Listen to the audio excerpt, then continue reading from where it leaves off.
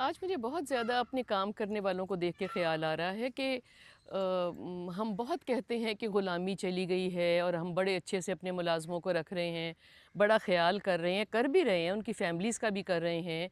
कोशिश करते हैं उनको अच्छे कपड़े पहनने को दें, उनके खाने का ख़्याल रखें, उनके मेडिकल का ख़्याल रखें, उनकी फ़ैमिली का ख़्याल रखें, हर चीज़ का हम ख़्याल रखते हैं।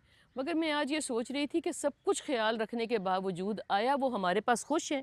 वो हमारे साथ बैठ के टीवी भी देखते हैं, हम उनके साथ मूवीज़ पे ले जाते हैं, सैर करने बाहर ले जाते हैं, वगैरह-वगैरह बहुत कुछ उनके साथ करते हैं। और इसलिए भी करते हैं कि एक अल्लाह का हुक्म है कि इनका ख़्याल किया जाए। एक इसलिए भी करते हैं कि ये खुश रहेंगे, सेहतमंद रहेंगे तो हमारा ख़्याल करेंगे, हमारे बड़ों का और हमारे बच्चों का ख़्याल करेंगे।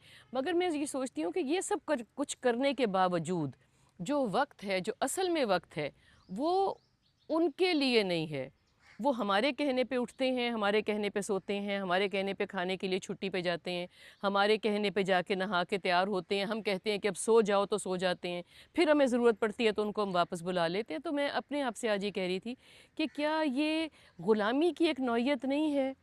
आया जब हम बहन भाइयों से और बच्चों से काम करवाते हैं कि हमें हेल्प कर दें, कोई दवाई दे दें, रात को आके हमें दबा दें या हमारी और किसी काम में हेल्प कर लें, तो बच्चे हमें हाँ भी करते हैं, ना भी करते हैं।